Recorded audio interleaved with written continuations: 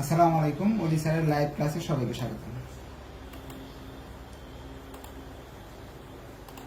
Recording in progress. আজ আমরা financial management বইয়ের গুরুত্বপূর্ণ একটা অধ্যায়, সেটা হলো ডিভিডেন্ড পলিসি। সেই অধ্যায়ের চতুর্থ ক্লাস করবো। এর আগে 3টা ক্লাস গেছে। 1 তারিখ থেকে বেস শুরু হওয়ার পরে 3টা ক্লাস করেছি। 3টা ক্লাস যারা করে নাই তারাও আজকে যদি ক্লাস করে বুঝবে, না বুঝার কিছু নাই, এমন একটা চ্যাপ্টার এটা। ডিভিডেন্ড পলিসির কিরকম গুরুত্ব জানেন? যে ম্যানেজমেন্ট ডিপার্টমেন্টের ছাত্রছাত্রীদের জন্য এটা হলো এক ঢিলে 2 পাখি। এটা আগে বলছি, আবার বলছি। এটা ইনভেস্টমেন্ট ম্যানেজমেন্ট নামে একটা চ্যাপ্টার আছে, বই আছে, ওইখানে 7 নাম্বার চ্যাপ্টার। আবার ফিনান্সিয়াল ম্যানেজমেন্টে 4 নাম্বার চ্যাপ্টার। গত বছর ইনভেস্টমেন্ট ম্যানেজমেন্টে অঙ্ক আসে অনেক কম, অনেকগুলো চ্যাপ্টার, 24 নাম্বার আসছে এই ডিভিডেন্ড পলিসি থেকে। আর আজকে যে অঙ্কটা করাচ্ছি এটা হলো 2019 সালে অ্যাকাউন্টিং ডিপার্টমেন্টও আসছে, ম্যানেজমেন্ট ডিপার্টমেন্টও আসছে। এমএম মডেলের একটা অঙ্ক, খুবই গুরুত্বপূর্ণ একটা অঙ্ক এবং সহজ একটা অঙ্ক, কঠিন না। অঙ্কটা করলে আপনারা বুঝতে পারবেন। প্রবলেম 6। পরীক্ষা আসলে শুধু মানগুলো চেঞ্জ করে দিবে, অঙ্কটা সেম টু সেম থাকবে।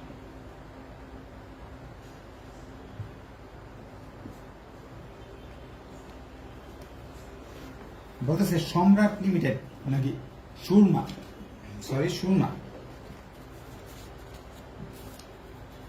এটা 2014-তে অ্যাকাউন্টিং আসছিল, এছাড়াও আরো অন্যান্য সালে আসছে। Surma limited has a cost of equity 12%।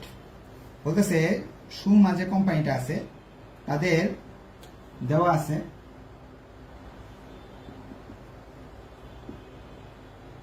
Cost of equity কেই বলা হয়, কেই হলো 12% দেওয়া আছে প্রশ্ন। পরে বলছি the current market value of the farm V is 25 lakh. আরেকটা তথ্য দেওয়া আছে, ভি এর মান দেওয়া আছে। বর্তমানে এই কোম্পানির ভ্যালু 25 লক্ষ টাকা। এরপর আরো একটা তথ্য দেওয়া আছে। প্রশ্নের পর এই তথ্যগুলো আপনাকে অবশ্যই চিনতে হবে। বলছে 1 টাকা 25 পার শেয়ার, একটা শেয়ারের দাম 25 টাকা, অর্থাৎ 25 লাখ যে শেয়ার আছে, মোট ভ্যালু আছে কোম্পানির, কিন্তু একটা শেয়ারের দাম হলো 25 টাকা। আমরা জানি শেয়ারের মূল্যকে PO দ্বারা প্রকাশ করা হয়। একটা শেয়ারের দাম হলো 25 টাকা। প্রশ্ন এটা বলছে। এরপর বলছে এজুইম, ধরে নাও, ভ্যালুস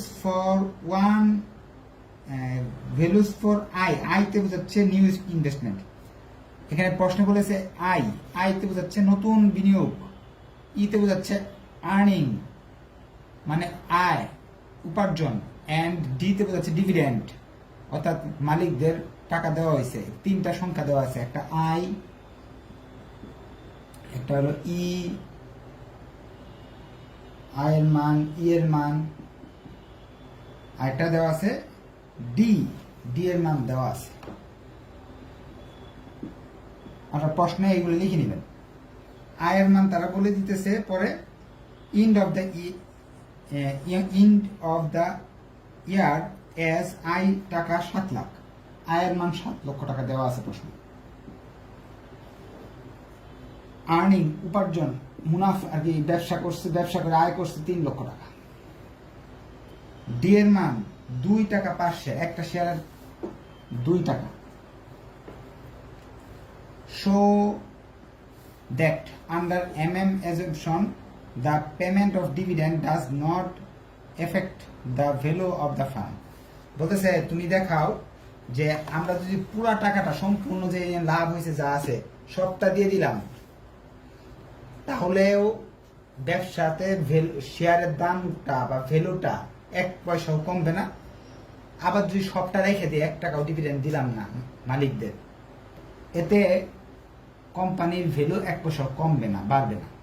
অর্থাৎ ডিভিডেন্ড দিলেও বাড়ে না, না দিলেও বাড়ে না। এটা প্রমাণ করে দেখাতে বলছে। আগের অঙ্কগুলোতে আমরা দেখছিলাম যে ওয়াল্টার এবং গর্ডন তাদের মত অনুযায়ী পেমেন্ট যদি ডিভিডেন্ড আপনি বেশি করে দেন তাহলে ব্যবসা একরকম হতে পারে, ডিভিডেন্ড কম দিলে শেয়ারের দাম কমে যেতে পারে বা বাড়তে পারে, এরকম কিছু পাইছিলাম। কিন্তু এখানে যে লোক আছে, সে যে আবিষ্কারক আছে, সে বলতেছে না, এই ডিভিডেন্ড দিয়ে কোনো সমস্যা হয় না। আচ্ছা, তাহলে আমরা প্রশ্নটা আরেকবার পড়ি, কারণ উত্তরটা একেবারে সহজ, প্রশ্নটা যদি আপনি বুঝতে পারেন খুবই ইম্পর্টেন্ট অঙ্ক, আসলে হুবহু চলে আসবে। হ্যাঁ, ম্যানেজমেন্টের এবং অ্যাকাউন্টিংদের দুই ডিপার্টমেন্টেরই জন্য ইম্পর্টেন্ট। 19-এ আসছে, 21-এ আসার সম্ভাবনা আছে। আপনারা তো 21 সালের পরীক্ষা দিবেন হয়তো 22 সালে, কিন্তু 21 সালের পরীক্ষা। আচ্ছা, এখন প্রশ্নটা আরেকবার বলে দিতেছি। একটা কোম্পানি, এই কোম্পানির মূলধনের সুদ 12%, প্রশ্ন বলা আছে এই কোম্পানির সম্পূর্ণ কোম্পানির সম্পদের মূল্য 25 লাখ টাকা, একটা শেয়ারের মূল্য 25 টাকা। এই বছর নতুন করে বিনিয়োগ করছে, আয়ের মান তারা দিয়ে দিচ্ছে 7 লক্ষ টাকা, এবং এই বছর মোট আয় করছে তারা 3 লক্ষ টাকা, প্রতি শেয়ারের ডিভিডেন্ড দিচ্ছে 2 টাকা। এই তথ্যগুলো দেওয়া আছে। আমাদের বলছে প্রমাণ করে দেখাও, ডিভিডেন্ড দিলেও যে কথা, না দিলেও একই কথা। প্রমাণ করতে হলে আরো 2টা উপাদান বের করতে হবে। সেই উপাদানগুলোর নাম হলো আপনার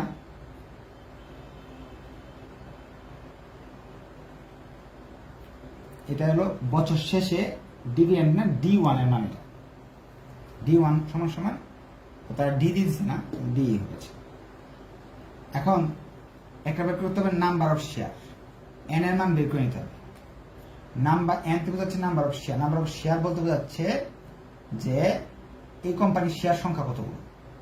আপনি একটা শেয়ারের দাম যদি 25 টাকা এবং সম্পূর্ণ কোম্পানির দাম হলো 25 লক্ষ, তাহলে ভি কে পিও দ্বারা ভাগ করেন, তাহলে এন এর মান বেরিয়ে আসবে।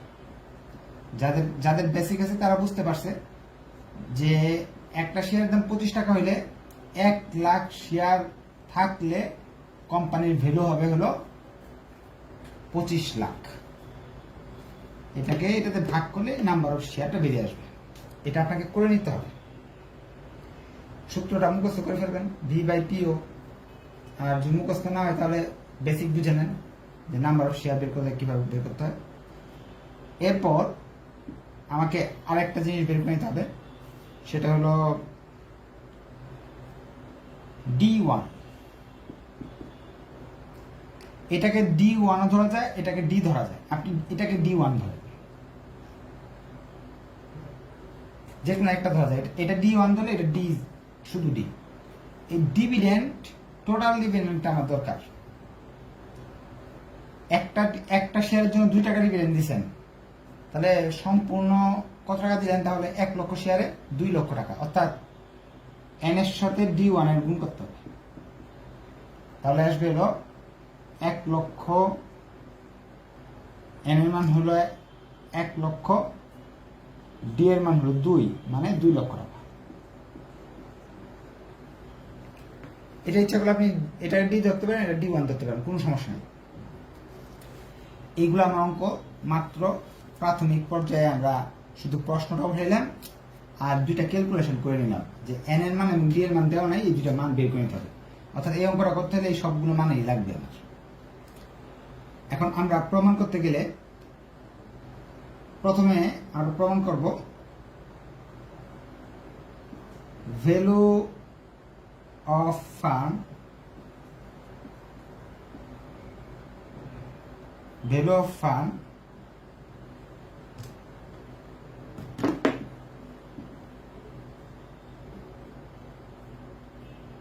when dividend paid।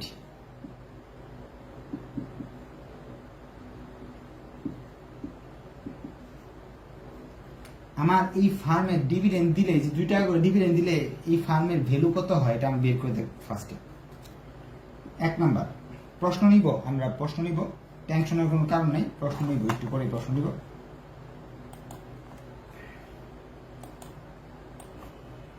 এই অংশটা করে, আচ্ছা এখনই প্রশ্ন নেই, যাদের প্রশ্ন থাকে এখনই করেন। এতটুকুর মাঝে কিছু না বুঝলে আমাকে বলতে পারবেন যে এটা বুঝি নাই, সেটা বুঝি নাই। আর এরকম প্রশ্ন করেন না যে স্যার পুরোটা একটু বুঝাই দেন, কারণ হলো সম্পূর্ণ ভিডিওটা থাকবে তো, সেই ভিডিওটা আপনি আরেকবার দেখতে পারবেন। কোনো ছোটখাটো জিনিস যদি না বুঝে থাকেন তাহলে বলতে পারেন, কোশ্চেন থাকলে বলেন। আর যারা দেরি করে আসছেন তারা আর কোশ্চেন করেন না, সঠিক সময় আসতে হবে 8:30-এ। কোশ্চেন আছে কারো? স্যার ডি হচ্ছে মানে মোট ডিভিডেন্ড না স্যার? হ্যাঁ, ডিতে বোঝায় হলো মোট ডিভিডেন্ড, এই কোম্পানি কয় টাকার মুনাফা দিল। আর D1 দিয়ে বোঝায় হলো একটা শেয়ারে কয় টাকা ডিভিডেন্ড দিল আর কি। এটা হলো পুরো কোম্পানিতে 3 লাখ টাকা মুনাফা হয়েছে, 2 লাখ টাকা মালিকদের দিয়ে দিছে। একজন মানুষ 2 টাকা করে পাইছে, যে 25 টাকা দিয়ে শেয়ার কিনছে সে পাইছে 2 টাকা। এটাই প্রশ্ন মনে ছিল, আর মনে করার কোনো কোয়েশ্চেন নাই। ঠিক, 4-5 করাবেন না? 4-5 করাবো, সব করাবো। না করলে তো আপনারা প্রশ্নই করতে পারবেন, সমস্যা নাই। যখন আপনার প্রয়োজন হবে, যখন সলভ ক্লাস করাবো, তখন তো বলে দিবেন যে স্যার এই অঙ্কগুলা করার নাই বা করানো দরকার। আচ্ছা, তাহলে D1 তে বোঝাচ্ছে একটা শেয়ারের কত টাকা মুনাফা পাবে। যেমন আপনি 25 টাকা দিয়ে এই কোম্পানির শেয়ার কিনলেন, 2 টাকা আপনার লাভ পাবেন বছর শেষে, এটার অর্থ এটা। আর পুরা কোম্পানিতে 25 লাখ লাভ হয়েছে, সবাই মিলে 2 লাখ টাকা লাভ পাইছে মালিকরা। আচ্ছা, প্রথমে হলো ডিভিডেন্ড যদি দেই তাহলে শেয়ারটার ভ্যালু কত, এটা বের করার জন্য আমাকে একটা সূত্র শিখতে হবে। সূত্র হলো P1 সমান সমান PO 1 plus K minus D1, এটা হলো সূত্র। এই সূত্রটা আপনাদের অনেকের কাছে নতুন মনে হতে পারে, কিন্তু এটা নতুন না, এই সূত্র আমরা চিনি। এটা এরকম সূত্র ছিল একটা, পিওর মান D1 plus P1 1 plus K, এরকম একটা সূত্র ছিল। সেই সূত্র থেকে এটা এরকম হয়েছে। আচ্ছা, এটা আমার জানার দরকার নেই, আমার এটা এই সূত্র, নতুন সূত্র, এটা মুখস্থ করতে হবে। শেয়ারের বছর শেষে মূল্য, এটার অর্থ কি? একটা শেয়ারের বছর শেষে মূল্য।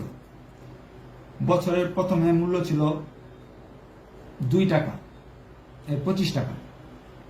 এই যে মূলধনের সুদ হলো, কে এর মান হলো 12%, মানে 0.12%, মানে 0.12। D1 এর মান হলো, প্রশ্ন দেওয়া আছে 2। সম্পূর্ণটা সাইন্টিফিক ক্যালকুলেটর উঠাই ফেললাম, সাইন্টিফিক ক্যালকুলেটর বলে দিল 26 টাকা হবে উত্তর। এরপর 2 নাম্বার সূত্র, আপনাকে 2 নাম্বার সূত্র বের করতে হবে। ডেল্টা এন, ডেল্টাতে বোঝায় নতুন, এন তে হলো শেয়ার, এখানে মোট শেয়ারের সংখ্যা। ডেল্টা এন তে বোঝাচ্ছে নতুন শেয়ারের সংখ্যা।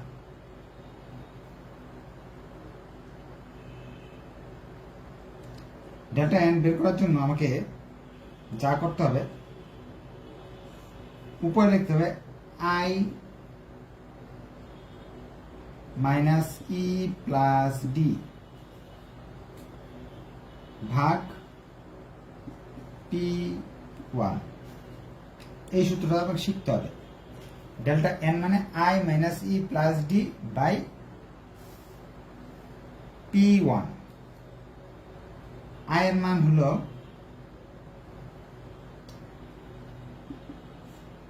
আয়ের মান 7 লাখ, ই এর মান হলো 3 লাখ, ডি এর মান হলো 2 লাখ, P1 এর মান হলো 26। 7 লাখ আর 2 লাখ যোগ করলে হলো 9 লাখ। 9 লাখ থেকে 3 লাখ চলে গেলে থাকে 6 লাখ। 6 লাখকে 26 দিয়ে ভাগ করলে আসে হলো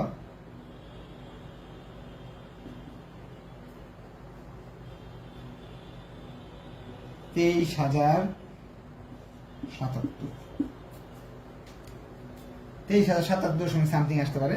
23,077টা শেয়ার আছে আমাদের, নতুন শেয়ারের সংখ্যা। ডেল্টা এন তে নতুন শেয়ারের সংখ্যা। 3 number step, last step, value বের করতে হবে আমাকে। ভি এর সূত্র n প্লাস ডেল্টা n, এই ত্রিভুজের নাম হলো ডেল্টা, গুণ P1 minus I plus E 1 plus কে। এটা কি এর সূত্র? ভি এর সূত্র। এখন ভি এর সূত্রের মানগুলো বসায় দিই।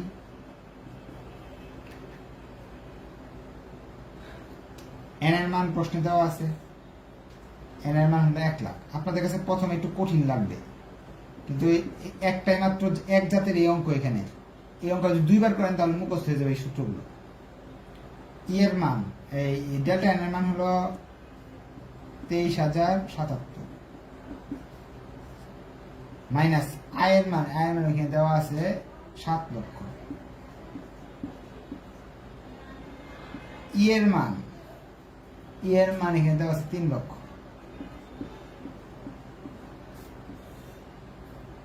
1 প্লাস কে ই, কে ই মান হলো 0.12। ওইখানে P1 এর মান বসাইছি না, হ্যাঁ একটু জায়গা অভাব হয়ে গেল। আচ্ছা P1 এর মানটা আমি এই P1 এর মানটা এই জায়গায় বসাই দিই সামনে। P1 এর মান এখানে পাইছিলাম 26 টাকা। এখন যে কাজটা, এটা ক্যালকুলেটরের কাজ, অন্য কিছু কাজ না।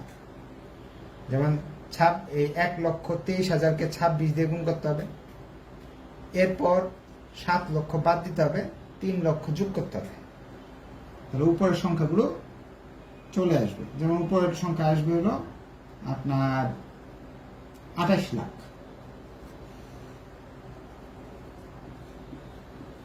জায়গা নাই তো, এই জন্য ক্যালকুলেশন একটা দেখাইলাম না। কিভাবে করছি? 26 দিয়ে এটার গুণ করছি, মাইনাস 7 লক্ষ প্লাস 3 লক্ষ, চলে আসলো 28 লক্ষ।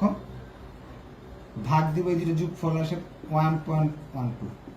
এটা দিয়ে এটার যদি ভাগ করি আমি, তাহলে দেখবেন 25 লক্ষ আসবে, বা 25 লক্ষ থেকে 50 টাকা 100 টাকা কম বেশি আসতে পারে।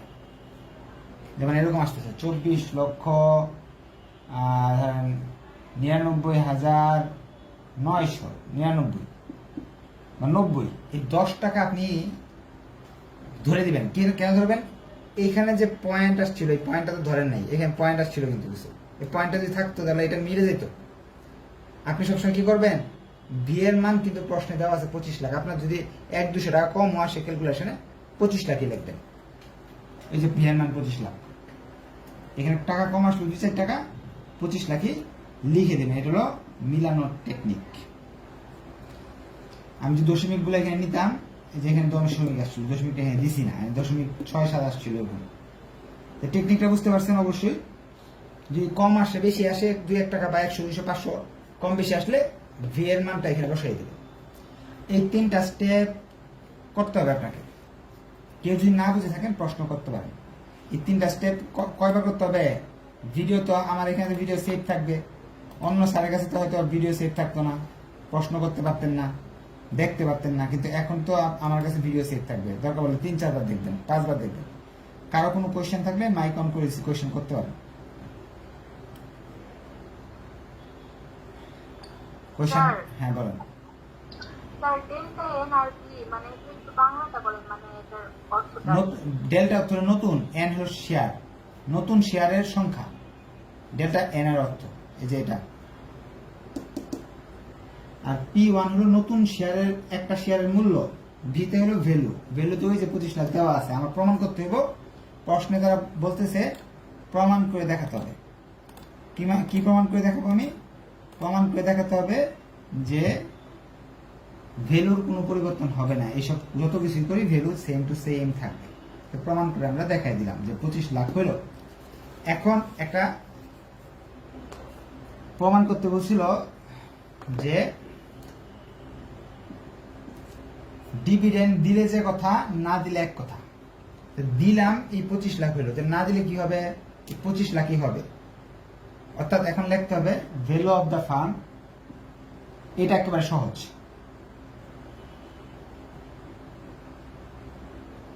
Dividend is not paid, dividend is not paid.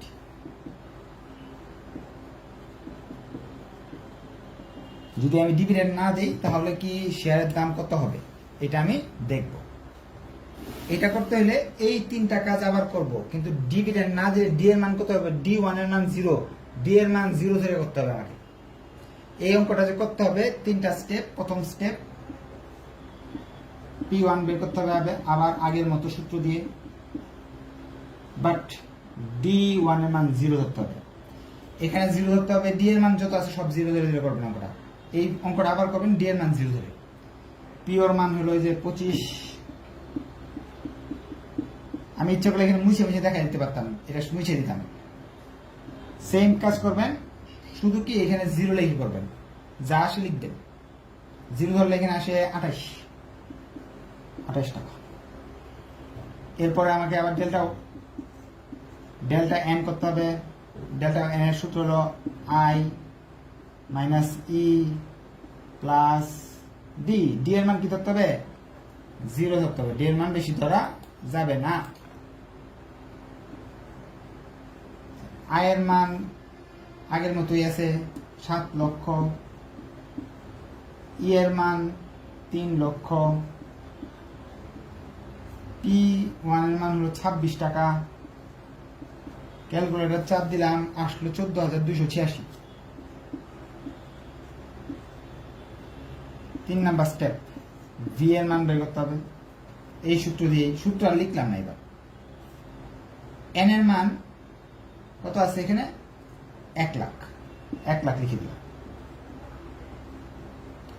Plus delta N এর মান 14,286। P1 এর মান, এই অঙ্কের P1 এর মান আলাদা 28 টাকা,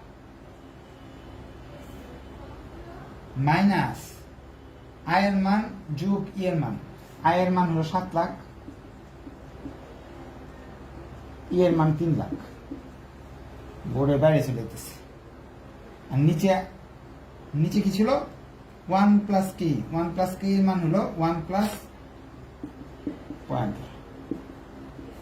ক্যালকুলেশন করলাম উপরে 1,14,286 গুণ 28 আসে হলো আপনার, এটা থেকে বাদ দিব হলো 7 লাখ, যোগ করব 3 লাখ, এতে আসবে উপরে 28 লাখ, নিচে আসবে 1.12, 25 লাখ চলে আসবে। এখানেও 25 লাখ, এখানেও 25 লাখ, দুই জায়গায় 25 লাখ আসছে। তাই প্রমাণ হলো কি, যদি আপনি ডিভিডেন্ড পেইড না করেন, যে কথা পেইড করলে একই কথা, দুই ক্ষেত্রেই 25 লাখ প্রমাণ করে দিলাম। একটা কম দেখেন, এই পাশে যা করছি এখানে তাই করছি, শুধু ডি এর জায়গায় ডি এর মানটা 0 ধরে করতে হবে। এটাতে না বুঝে কিচ্ছু নাই। ডিভিডেন্ড ইজ নট পেইড মানে ডি এর মান 0 ধরতে হবে এই অঙ্কে। দুইটা যদি মিলে যায় তার মানে আপনার অঙ্কে কোনো ভুল নাই। আচ্ছা, এখন কমেন্টটা লিখে দিতে হবে। আমি আর মাইক অন করলাম না, কারণ এই অংশ তো না বুঝার কিছু নাই, একটা কমেন্ট লিখে দিবেন। So we can say that value of the farm remain same